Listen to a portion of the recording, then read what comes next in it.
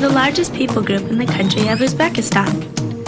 Uzbekistan is in a part of the world known as Central Asia, between the Middle East, China, and Russia. Not long ago, Uzbekistan was a part of a large country called the Soviet Union. All of the people were told by the Soviet government what to do and what to believe. A few years ago, Uzbekistan became its own country, and the Uzbeks are very glad to be free. Uzbekistan is a blend of old and new. As a result of their country's new freedom, many Uzbeks in the cities are enjoying things that have recently been brought in from the United States and Europe. In the countryside, Uzbeks hold fast to their family's traditions. Each family grows a small garden and usually raises some animals. Whether they live in the country or the city, Uzbek children are expected to do lots of chores to help their family. Throughout Uzbekistan, traditional Uzbek trades and skills are passed down from grandparents to parents to children. Uzbek schools are a lot like schools in other countries. Kids learn things like math, reading, and history. Some kids also go to music and dance class.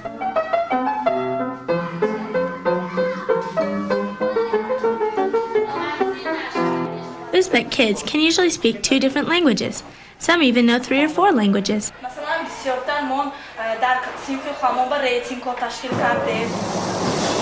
Summers in Uzbekistan can get really hot, so most Uzbek kids spend a lot of their free time playing in fountains and lakes to cool off.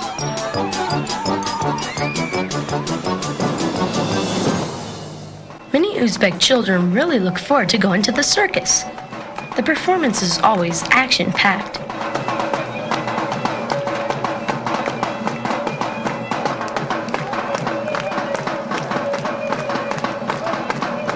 Uzbek circus performers begin teaching their children at a very young age to be a part of the act.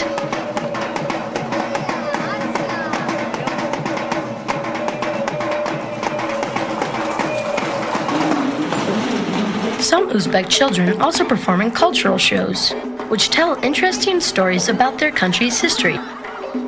Dancing, singing, acting, and daring stunts are all part of Uzbek tradition. In every city and village across Uzbekistan, the center of activity is the market.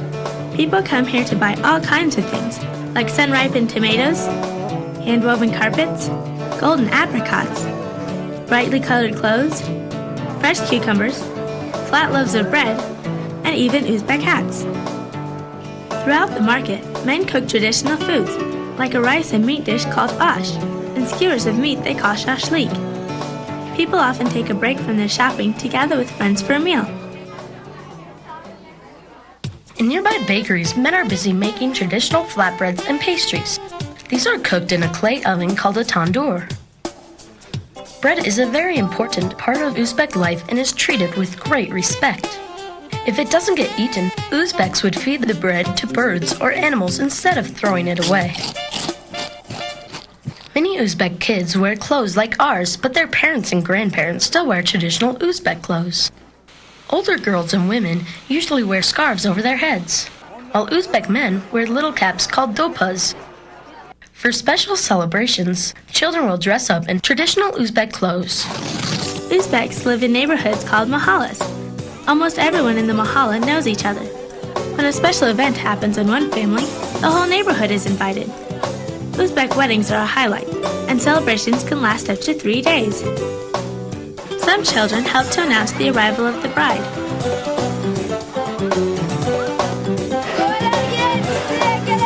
Others collect gifts of money from the wedding guests. All the kids enjoy eating the great food. After the wedding, the bride is taken to the groom's home and presented to his family and neighbors. All the music, eating, and dancing in this final celebration makes it quite a party. In the past, Uzbek families had up to 15 children. Today, it's more common for parents to have 2 to 4 children.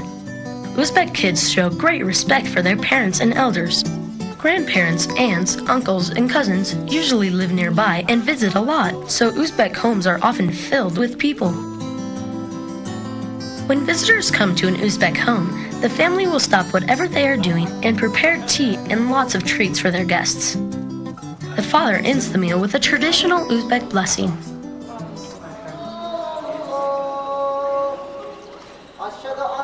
Almost all Uzbeks are Muslims, followers of a religion known as Islam. On Fridays, some boys and their fathers go to the mosque, which is the Muslim place of worship. They leave their shoes outside the mosque and then go inside to pray. Some parents send their children to Islamic schools called madrasas. Here, kids find out more about being a Muslim. They learn the Arabic language and study the Quran, the Muslim holy book.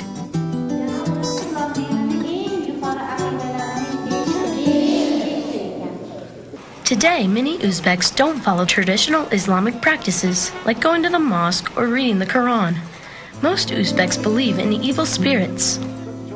To try to protect themselves, they will pray at the graves of holy men, tie strips of cloth on trees, wear colorful charms called amulets, hang dried grasses in their homes, and pay holy men to bless their children. Most Uzbeks don't know that Jesus is more powerful than the evil spirits they fear. Recently, a few small churches have started in Uzbekistan. But since most Uzbeks don't understand who Jesus is, they often become very upset if a family member becomes Christian. They think he has turned away from his family traditions and is no longer an Uzbek. We need to pray that many more Uzbeks will come to really understand who Jesus is and realize that they don't have to give up their Uzbek traditions to believe in him and become Christian. Let's pray and ask God to send more missionaries to the Uzbek people to tell them about Jesus. We need to pray that Uzbeks who had become Christian would be able to share the gospel with their family and friends. Jesus wants entire Uzbek families and neighborhoods to come to know him, so that one day we can all celebrate together with him in heaven.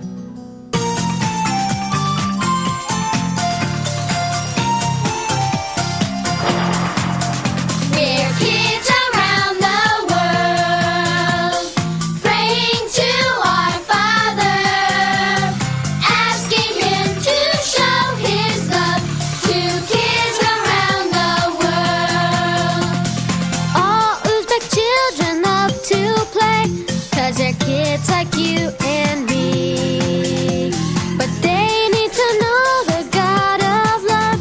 Jesus died to set them free. Oh, Father in heaven, hear our prayer. Let Uzbek children know you care. We want to give ourselves to prayer for kids around the world. We're kids around the world. Praying to our Father, asking him to show his love to kids around the world. We're kids, we're kids, we're kids around the world. Yay!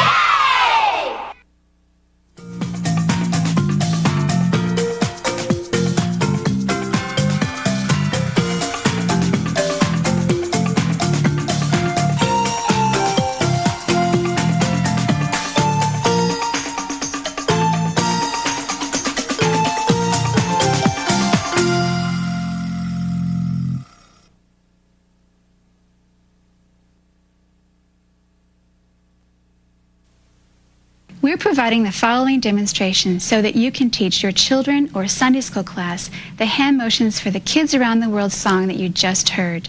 The motions are easy and fun for kids of all ages. Feel free to substitute the people group name that we sing about with the people group highlighted in this video or another unreached people group that your church prays for.